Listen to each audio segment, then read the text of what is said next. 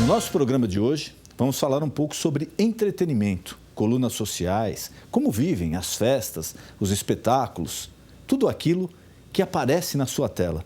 E o convidado não poderia ser melhor. É o ícone Amaury Júnior. Daqui a pouquinho, não perca, no Ponto de Equilíbrio. Espero por você. A televisão brasileira possui uma programação muito variada, muitas vezes apelativa, outras vezes inteligente. Tudo isso em busca da audiência. Nós fomos às ruas saber o que as pessoas acham sobre o entretenimento na TV. O entretenimento ele tem aquele compromisso de aliviar a dor, né, do dia a dia, mas ainda vejo muito estereótipo. O nível hoje da TV aberta é um pouco apelativo demais, principalmente nos telejornais. Amaury de Assis Ferreira Júnior, conhecido como Amaury Júnior, é advogado, jornalista e apresentador de televisão. Nascido em Catanduva, no interior paulista, em 1950, é conhecido por seus programas noturnos de entrevistas com celebridades e cobertura de festas e eventos. Em várias emissoras desde os anos 80, Amaury Júnior já entrevistou milhares de pessoas e se tornou reconhecido como pioneiro do colunismo social eletrônico. Amaury Júnior começou no jornalismo na adolescência em São José do Rio Preto, escrevendo em jornais da região e também com programas em rádios e TVs locais. Aos 27 anos, se mudou para a capital de São Paulo, onde atuou em diversos veículos de comunicação. Em 82, lançou na Rede Gazeta o programa Flash, que mais tarde foi transferido para a Rede Record e depois para a Rede Bandeirantes. Em 2001, Amaury Júnior deixou a Bandeirantes e foi para a Rede Record. Em 2002, lançou na Rede TV o programa Amaury Júnior, atualmente veiculado à noite de terça a sexta. Aos sábados, ele apresenta também à noite e na mesma emissora o programa de auditório Amaury Júnior Show. Muito boa noite, meu amigo, minha amiga. O nosso encontro de final de noite, programa Ponto de Equilíbrio. E hoje eu acho que eu vou fazer o seguinte, eu vou inverter aqui, eu vou deixar sozinho o meu amigo fazer o programa, porque é um prazer eu estar ao lado dele. A experiência dele, o conhecimento dele, o caráter dele e todo o tempo que trabalhamos juntos. E é uma figura muito conhecida. Mauri, brigadão. Denis Munhoz, muito obrigado pelo prazer convite. Enorme te receber aqui, meu amigo. Obrigado, Denis. Devo falar também, dizer para vocês que eu me sinto honrado, homenageado em vir aqui ao lado do meu querido amigo Denis Munhoz. Com ele, me encontrei em diferentes momentos na televisão brasileira, aprendi muito com ele e continuo aprendendo. Razão pela qual eu estou aqui homenageado e ouvir atentamente o que ele quer saber de mim, ele já sabe tudo. Amaury é um grande companheiro, trabalhamos junto na Record, na Rede TV, teve mais alguma? Não, Record e Rede TV. Record e Rede TV. Mas conheço o Amaury, lógico, de longa data, e hoje eu sei que ele é ocupado, agenda lotada, mesmo assim, uma deferência ao nosso telespectador, ele está aqui. Amaury, vamos falar um pouquinho da trajetória da televisão. A televisão aberta no Brasil, ela está passando por transformações, acho que radicais, e vem mais coisa por aí. Mas o que me preocupa, às vezes, é com a essência da televisão. Será que a televisão está perdendo aquela essência, aquele romantismo de um tempo atrás, aquele envolvimento do apresentador como você, ou de outros grandes apresentadores com o público? Hoje parece que está indo mais para o enlatado, está indo mais para programas específicos. Eu não questiono nem a qualidade, mas vamos falar de Big Brother, coisa do gênero. Está esse caminho? Tem volta? Eu costumo responder essa pergunta sempre correlacionando o estado atual da televisão aberta no Brasil com o estado da educação. Eu acho que tudo tem a ver. Exatamente. Tudo está intimamente ligado. Quanto mais nós temos um país sem informação, sem formação, quanto mais nós temos um país com essas características, a televisão, ela não só passa a ser o professor, não é? Porque o ensino hoje no Brasil é uma coisa absolutamente lamentável. Com os salários que os professores têm, como é que eles vão se atualizar? Eu sou de um tempo que os colégios estaduais eram mais procurados que o particular. Mais procurados que os particulares. Não tenho dúvida. Então, eu fico me perguntando, como é que essas novas gerações que vêm vindo aí vão adquirir a sua formação? Na escola, certamente não é pelo seu estado deplorável, é pela televisão. E é como correr atrás do próprio rabo. Como a educação é ruim, as preferências pelas coisas na televisão também são ruins. E a televisão não faz outra coisa senão atender, porque o que lhe interessa é público, a audiência, faturamento, audiência, etc. Então, eu acho que é mais ou menos isso. Eu não sei se eu lhe fiz entender. Não, e cada vez vai ficando mais apelativo, né, Mauri? É um negócio complicado. Cada vez pior. Eu não gosto de sensacionalismo. Eu gosto que digo que o meu programa é sensacional. Aí eu fico muito feliz. E realmente é. Não sensacionalismo, né? Mas está chegando a um ponto onde eu não sei mais aonde as coisas vão parar. Porque, tudo bem, eu não sou censor, eu não sou... Não falo com pudor, não falo... Mas acho que eu falo que faz parte da formação de um povo, a televisão.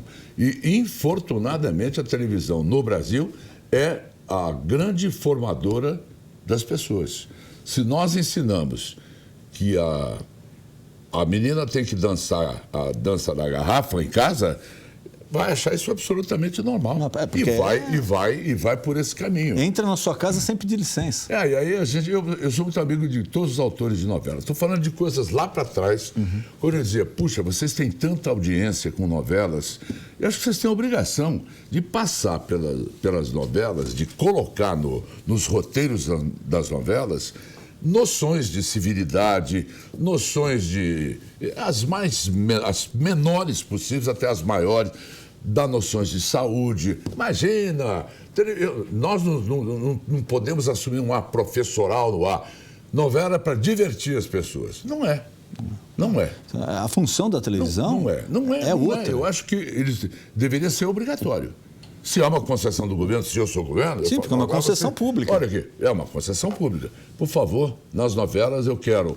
Ensine as pessoas a não jogar os papéis para fora dos carros, porque os bueiros vão entupir, aí vem a chuva, vai dar enchente, vai prejudicar a cidade, vai prejudicar as próprias... Passe essas noções saudáveis, coisas, por exemplo, de saúde, não é? O quanto as novelas não poderiam ter ajudado o país quando foi deflagrada a campanha do uso da camisinha por causa do fantasma da AIDS. Da própria vacinação. Tudo. Da combate às doenças, às epidemias, tudo isso daí. E é previsto no Estatuto da Criança e Adolescente. Não é que é previsto, que é o canal, a concessão pública, porque para o nosso telespectador entender, ninguém é dono de uma emissora de televisão. Você explora aquela concessão que o governo te dá por um prazo determinado e vai renovando. Mas quem define, quem vai explorar aquela concessão, é lógico, é o governo federal. Então, existe a responsabilidade social daquele que detém esse poder de exploração de informar, é lógico, levar entretenimento, mas também informação, cultura. Mas quando você fala na obrigatoriedade, eles transformam essa obrigatoriedade numa coisa obscura dentro da programação. Não pega, por exemplo, os carros-chefes da programação que dão audiência, que influem na opinião enfim, na formação da opinião, para colocar lá. Isso era uma obrigação, tinha que ser uma obrigação. Eu acho, para usar uma figura de retórica, que as novelas brasileiras, que é a preferência nacional, são as novelas. Quais são os programas de televisão preferidos? São as novelas. Se cada uma delas desse, pelo menos uma vez por dia, ou nem isso, podia ser até menos do que isso, uma boa noção do que o Brasil está precisando fazer para resolver determinados problemas, nós estaríamos com meio caminho andado. Mas ninguém faz isso. Às vezes faz. Agora, de uns tempos para cá... institucionais, de uns tempos para cá tem feito. Mas eu me lembro de discutir com o Silvio de Abreu, com vários autores. Eles diziam, Mauri, deixa de ser chato, a novela é para divertir, é para poder relaxar as pessoas. Isso não dá audiência. Entendeu? Isso que não dá mesmo. Mas é a responsabilidade social que a gente fala. Isso aí vem a consciência de cada um, não é? E o dever cumprido. Porque senão o país não vai, Denis. Onde estamos? Exatamente. Olha onde estamos. E qual a perspectiva? Né? Para onde estamos e para onde vamos? Eu não sei, sabe? Eu às vezes fico pensando, eu não sou a favor do impeachment. Eu acho que nós devemos arrumar as coisas. Eu acho que sim, se for provado... hoje eu acho que também não cabe impeachment. Mas eu acho que eu gostaria... Eu não votei na presidente Dilma, mas, de qualquer forma, quem votou na presidente Dilma, para eles, a presidente deve desculpas. desculpe por eu falar tudo aquilo que eu falei na minha pré-campanha. Quando eu sabia que não ia cumprir. Eu sabia que não ia acontecer. Esse foi o grande Desculpe, problema. ela podia até não saber mesmo. Ela podia aspirar por aquilo tudo que ela estava falando. Mas não conseguiu. Peça desculpas, que vai ser uma atitude, uma forma de mostrar a sua modéstia, entendeu? E se recuperar perante aqueles que nela votaram. Mauri, vamos falar um pouco do nosso programa aí. Como é que está o programa da Rede TV? Fala o nosso, que eu trabalhei com o Mauri lá durante 7 anos. Muito obrigado aos meus amigos, Amilcar Idalevo, Marcelo Carvalho, um beijo no coração de vocês. Liberado o meu outro grande amigo, o Mauri, para participar aqui da nossa programação. Como é que está o programa lá, Mauri? Tá bom, eu estou muito feliz. Você sabe que a mim me coube, no meu fim de noite, mostrar um pouco do que sobrou de bom do país. Enquanto os telejornais vêm lá de baixo, mostrando todas as coisas ruins, bombardeando, eu procuro fazer do meu programa um oásis no meio disso tudo, onde a gente mostra o que sobrou de bom, onde as pessoas estão comemorando, onde elas estão festejando, sempre festejando alguma coisa que deu certo, não é? Mostrando as pessoas que deram certo, recolhendo delas receitas de como elas deram certo, porque no Brasil parece que ter dinheiro é pecado mortal, pecado capital. Ter dinheiro. Mas eu conheço um monte de gente, e tantas quantas as que ganharam ilicitamente, que enriqueceram por força do seu trabalho. Pagando imposto, gerando emprego. Gerando emprego. Então lucro não é crime. Então eu quero mostrar quem se deu bem na vida deles. Eu acho que é isso aí. Dizer, olha, esse cara andou por esses caminhos e eu quero que ele conte para vocês como é que foi que ele fez, que você também poderá fazê-lo. Eu acho que o meu programa, por ter uma moldura de coluna social eletrônica, e a coluna social ao longo das décadas foi uma coisa muito rejeitada, tinha toda a sorte de preconceito. Exato. Claro, era um espaço nos jornais que privilegiava só as pessoas que viajavam para a Europa, era notícia viajar para a Europa nessa época. Né? Pessoas que tinham dinheiro, media as pessoas pelo bolso e não pelo talento. Mas a coluna social evoluiu, quebrou esses paradigmas todos. Hoje é uma coisa muito bem aceita nos jornais e em diferentes situações. No meu caso, eu fico muito feliz porque isso é pesquisado, o meu programa acaba sendo um incentivo para as pessoas dizerem, nossa, quanto tempo faz isso? Algumas fotos do Amauri aqui. Aí nem sei onde eu estou. Aí é com a Gabriela. Gabriela. Isso deve ter o quê? Uns 25 anos já? Acho que até mais. Até mais, exato. Tem algumas outras fotos, você vai ver aí. João Dória também já tem um bom tempo. Olha o microfone, vai esperando pelo microfone, Esse né? Esse microfone é da TV Gazeta, se eu não me engano. Eu acho que sim, Canal 11, tem um Canal 11. 11. Aliás, eu estreiei no dia 11/11 no Canal 11. Era a nossa brincadeira, né? Aí é o Richelli e a... Bruna Lombardi, exatamente. Marta Rocha. Marta Rocha, Miss Brasil. Miss Mundo foi também, não foi? Miss Brasil, depois concorreu. Isso foi lá em São José do Rio Preto, no Carnaval do Automóvel Clube, quando a Ana Maria Braga trabalhava comigo. Essa é Ana Maria Braga. Ana Maria Braga. Ana Maria Braga, ela foi revelada numa gincana que eu fazia entre universitários, uma gincana de pedidos, e um dos pedidos da gincana era: quem trouxer a mais parecida sósia da Brigitte Bardot vai levar os pontos. Levaram a Ana Maria Braga. E aí o auditório, ela é uma linda mulher hoje, aí então era aí, absolutamente irresistível. Essa foto tem mais de 30 anos, essa com certeza. Essa foto, olha, do lado ali, cortaram, tá a minha mulher, viu, Denis? A Celina tá ali, Celina, vigilante. Um beijo no seu coração. Você é uma pessoa que eu tenho um grande carinho, minha esposa também. Um beijo no seu coração, toda a família. Obrigado, Denis. Não, porque depois que essa foto foi publicada, e como eu era amigo da Ana Maria, e pelo fato dela ter trabalhado, ela é minha assistente de palco na gincana. A gente falou, quando ela foi, o auditório ficou muito entusiasmado. Eu falei, segura essa menina aí que ela vai dar tem pontos potencial. E a partir disso ela se envolveu com jornalismo, veio embora para São Paulo. Trabalhou na TV Tupi, não deu muito certo, foi trabalhar na Editora Abril, se casou com um banqueiro, descasou com o banqueiro, aí foi trabalhar com Dona Silvia Maluf. Depois casou com o Missiroli. casou com o Missiroli, fez outras coisas com o Missiroli, não pode fazer fofoca aqui. Mas é uma parte, daqui a pouco você vai ver outras fotos também da trajetória do Amaury. Meu Deus! Aí, quem é Osmar Santos? Olha, da esquerda para a direita, Marta Jussara, que foi Miss Brasil, foi namorada do Faustão também. Vai me matar. É a Marta, exatamente. Marta Jussara. Não tinha reconhecido. Osmar Santos, Lenita Miranda de Figueiredo, que foi colunista da Folha da Tarde, do Grupo Folhas. Eu, magrinho, que saudade. Que saudade. E a Elô Pinheiro. Elô Pinheiro, exatamente. Elô Pinheiro. Osmar Santos, Olha, se eu voltasse a ficar magrinho assim, que maravilha que seria. Mas teu programa vai ao ar que dia, Amaury? Bem, o programa está no ar na Rede TV de terça a sexta-feira, 00:30. E aos sábados a gente tem uma edição às 19h30, onde a gente procura fazer um resumo da semana, porque é um público diferente, não é, pela faixa horária, e com algumas matérias inéditas também no sábado. Eu estou muito feliz lá, o programa mantém a sua toada, a gente tenta fazer variações sobre o mesmo tema de tempos em tempos, a gente tem que se reinventar. Lógico. Porque o programa está no ar há 36 anos, ininterruptos. 36 anos já. Saindo da TV Gazeta, indo para a TV Record, época de Paulo Machado de Carvalho. Isso. Indo para Bandeirantes, da Bandeirantes volta para a Record, e da Record vai para a Rede TV. Amaury, uma coisa que, para mim, apesar de trabalhar muito tempo em televisão, em mídia, em negócio de audiência, tudo, me surpreendeu. Quando a gente falar que teu programa é assistido por uma classe social já mais elevada, com poder aquisitivo maior, isso daí é lógico, a gente vai chovendo molhado. Mas me surpreendeu o número de pessoas num poder aquisitivo bem menor, de uma classe social mais baixa, que, em tese, acorda cedo, não pode dormir tarde, que acompanha o seu programa. É o que eu estava falando e você me interrompeu o raciocínio para mostrar a foto.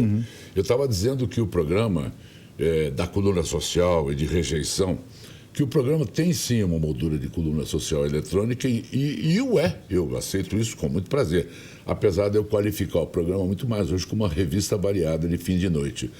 O que acontece? Acontece que, como eu tenho um mínimo índice de rejeição, comparado à coluna social do passado, as pessoas assistem ao programa dessas classes sociais que você está indicando e aguentam até ficar acordadas para poder absorver o que o programa tem, porque elas usam o programa como alavanca para as suas vidas. Ora, um dia... O que é muito bom. É ótimo, mas eu acho que o que eu recolho do programa, de tudo que eu fiz ao longo desses mais de 35 anos, essa é uma coisa que me dá assim, sempre muito ânimo para continuar, é porque as pessoas falam, um dia eu vou estar nessa cidade aí, que ele está visitando fora do Brasil, um dia eu vou estar nesse restaurante com essas comidas maravilhosas. Vou ser capaz de proporcionar uma festa desta, vou ter potencial. E eu acho isso também é muito bom. Eu sempre fiz meio não o papel do Robin Hood, não é? Porque eu não roubava dos pobres para passar para os... Perdão, não roubava dos ricos para passar para os pobres. Mas eu tirava da minha essência rica o que eu tinha, e uma vez com Ray Conniff e orquestra, olha que coisa do passado, não é? Eu olhei para o vídeo e falei assim, olha, arrastem agora as cadeiras, as mesas de casa, que eu vou pedir para o Ray Conniff tocar para você. Já tinha combinado isso com para você Conniff, dançar em que era casa. uma pessoa maravilhosa, só para vocês. Ele olhou, falou em inglês, mas meio aportuguesado, todo mundo entendeu, e mandou coral, orquestra e tudo, e aquilo deu uma repercussão tão positiva. E olha, eu fiquei sabendo, depois, na repercussão posterior, que muita gente arrastou as cadeiras em casa. Mas uma oportunidade uma coisa dessa? Maravilhosa. Então, eu acho que, por isso que eu fico feliz, é uma das coisas que o programa me confere, que eu melhor recolho, que é o fato de eu não ter nenhuma rejeição, e mostrando o que é bom, o que mostra que, como dizia o Joãozinho 30, quem gosta de pobreza é intelectual. Não, mas é verdade. Porque a pessoa que não tem recurso hoje, não é problema nenhum ela almejar ter uma vida melhor. Aliás, isso daí é uma promessa de Deus para a vida da pessoa, para você ter uma vida melhor. Mas parece que no Brasil existe... Ontem, com o nosso convidado, eu falava sobre isso. Parece que no Brasil, quando você fala de lucro, principalmente alguns setores da esquerda radical, quando você fala de lucro, parece que você está falando de um crime. Mas, peraí, se não tem quem tem lucro, não tem quem gera emprego, não tem quem paga imposto. E aí, como é que funciona o negócio? Vamos travar tudo? É aquela história, vamos ser todos pobres. né? Mas, Denis, são coisas tão elementares, não é? Que a gente fica perplexo em ver que as pessoas não absorveram isso ainda. Não absorveram isso como o único caminho. É o caminho ideal para que a gente possa sair. Olha o que está acontecendo. Eu estou muito preocupado com o Brasil. Não é só você. Eu estou muito... Não é só você. Não sou só eu. Não, tem especialistas na área que... vimos esse filme de outras formas, em outras versões atrás. Mas dessa vez eu não estou... Eu fico rezando, fico orando para que o epílogo seja aquele que todos almejamos. Mas todo mundo tem que ajudar, todo mundo tem que protestar na forma da lei, todo mundo tem que se irmanar, tem que ter uma corrente. Não pode haver desinteresse. Não pode deixar rolar. Exato. Deixa rolar. Não pode esfriar o negócio, né? Cada um para o seu lado. A gente está no mesmo barco, é o que eu falo. O barco de todos nós aqui se chama Brasil. Nós temos que levar esse barco adiante, não pode deixar ele afundar. Não vai ter um barco bom para você e ruim para mim. É o mesmo barco, é o barco Brasil que nós temos que fazer ele ir em frente. Veja, a televisão me proporcionou a oportunidade de eu viajar muito.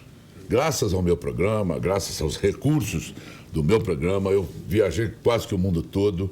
E quanto mais eu viajo, mais eu valorizo o Brasil. É verdade. Quanto mais eu viajo, mais eu vejo o quanto a gente tem por fazer aqui. Quanto mais eu viajo, eu vejo que as nossas belezas são maiores do que todas essas que eu vejo. Só lamento o poder público ter finalmente se revelado que sempre foi, não é? Com raras exceções, vamos deixar bem claro, e virar esse descalabro que é o Brasil a partir de tudo que está acontecendo. Que parece que nós estamos tendo um expurgo. Eu não sei se tudo que está acontecendo é muito bom ou muito ruim.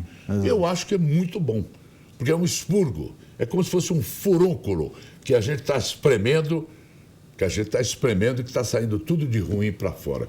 E tomara que ele se cicatrize e aí as coisas voltem ao normal. Mauri, você é de São José do Rio Preto? Eu nasci em Catanduva, mas passei toda a minha vida em São José do Rio Preto. Começou a carreira onde? Podemos pôr as fotos também, o Mauri vai comentar, mas você começou a carreira onde? Olha, eu comecei em Rio Preto, eu na verdade comecei fazendo uma coluna chamada Coluna do Estudante, que o meu pai era filólogo e ele me obrigava a ler um livro por mês e contar, o que era terrível para mim, como um adolescente que queria... Tem outras prioridades. Outras prioridades, não a leitura, não é? Mal sabia o bem que ele estava me fazendo. Mas por causa disso, eu fui escolhido no meu colégio para ser o redator da Coluna do Estudante.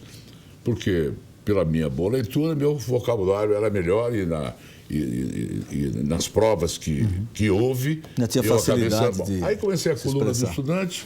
Era uma vez por semana, no Diário da Tarde de Rio Preto. Aí as pessoas gostaram, porque eu dava sempre um toque. Era a época de ditadura, a gente até discutia. Tinha que ter certos cuidados, né, com o que falava também. Bom, mas eu não sei como, Denis, a coluna foi virando uma coluna social. Aí chegava uma estudante bonita de São Paulo, a gente colocava a foto. Aí eu comecei a falar da vida social de Rio Preto. Aí a coluna de uma semana passou a ser 3 vezes por semana. Aí passou a ser diária. E aí tudo começou. Eu comecei nessa área de comunicação com coluna social, em Rio Preto. Aí tudo aconteceu. Fui para o Diário da Região, que era o jornal líder.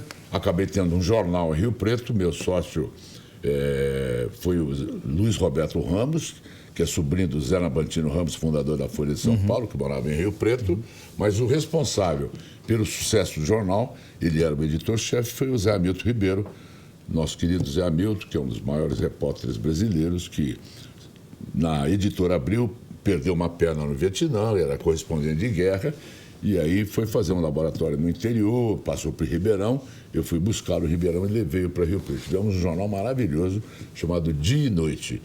E ele só foi um sucesso editorial graças ao Zé Hamilton e graças a nós também, que estávamos na retaguarda. Eu fazia a coluna social do jornal. E foi o único jornal indicado pelo Sindicato de Jornalistas a ganhar um prêmio Extra de reportagem. Por causa do Zé Hamilton. Um prêmio muito conceituado. Muito conceituado. Foi uma coisa que nos fortaleceu muito. Mas foi um sucesso editorial e um fracasso comercial. Foi quando o jornal foi fechado, eu vim embora para São Paulo, o Zé Hamilton me trouxe para este lugar onde nós estamos, que era a TV Tupi. TV Tupi. Esse prédio aqui, antiga TV Tupi. Seu primeiro emprego foi aqui. Meu primeiro emprego aqui. Exatamente. Não vou falar a data. Não, mas vou falar assim, eu tinha 10 anos.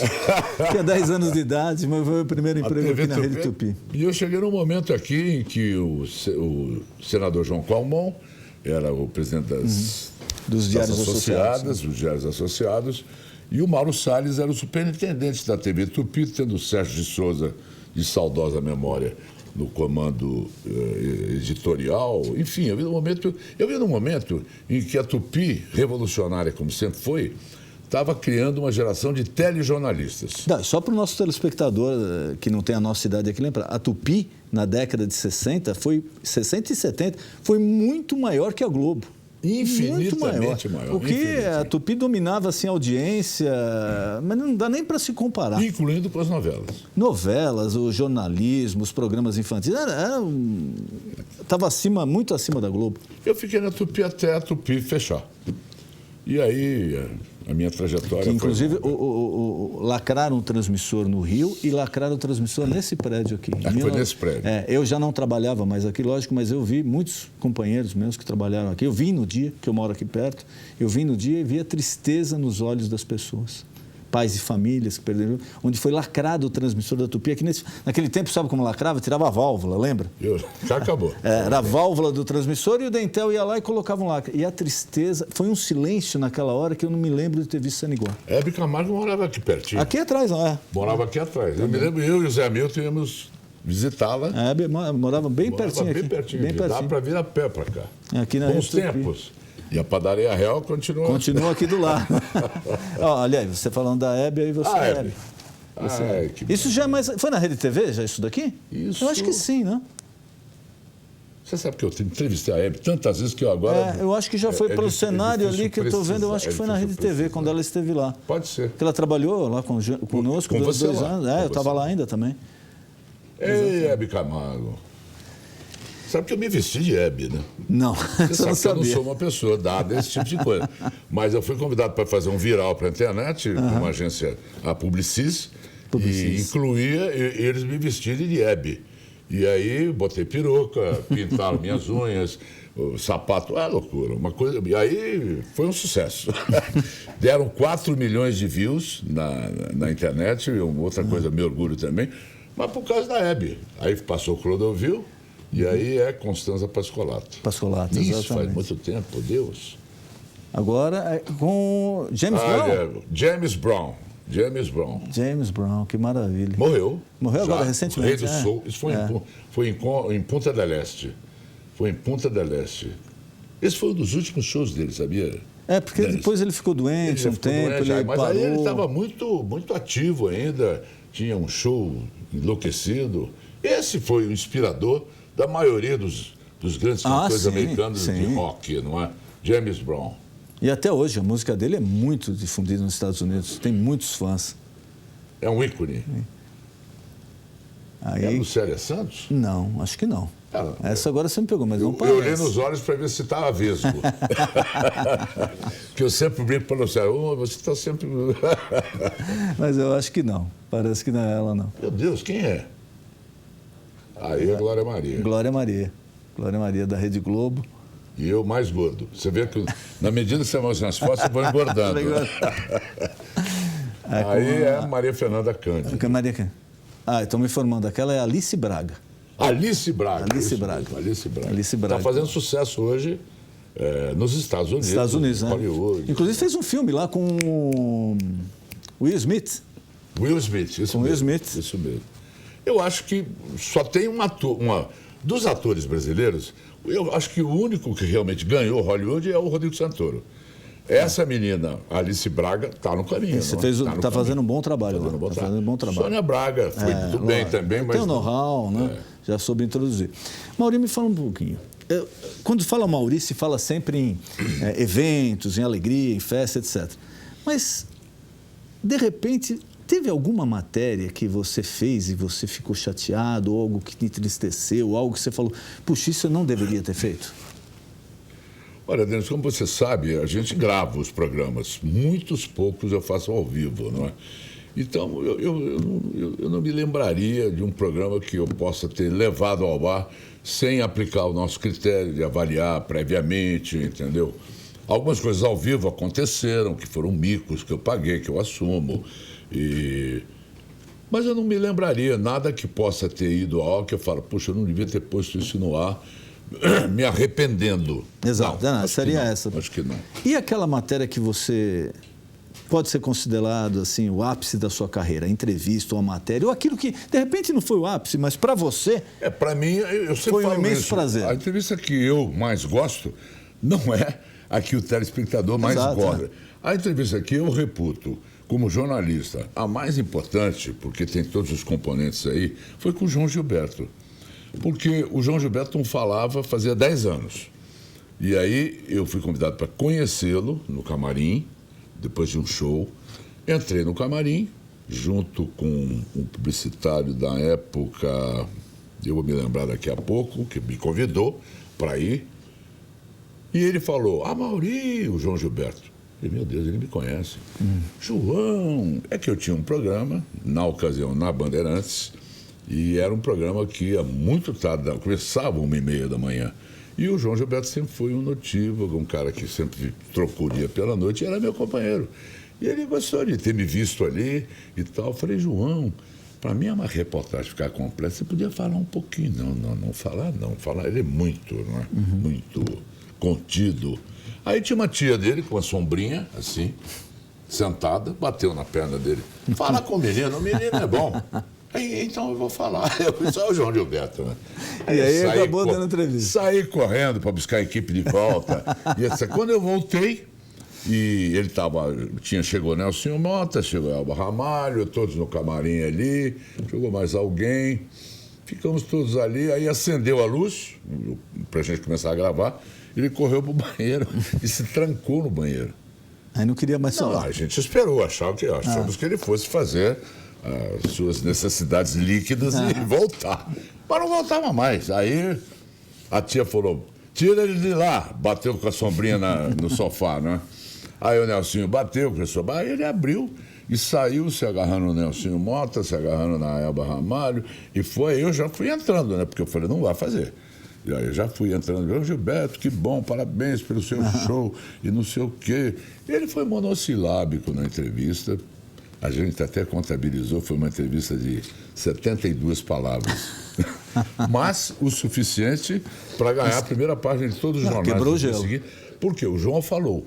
Segundo, na sua eterna modéstia, ele disse que não foi ele que inventou a batida da Bossa Nova. De uma certa forma, ele disse isso.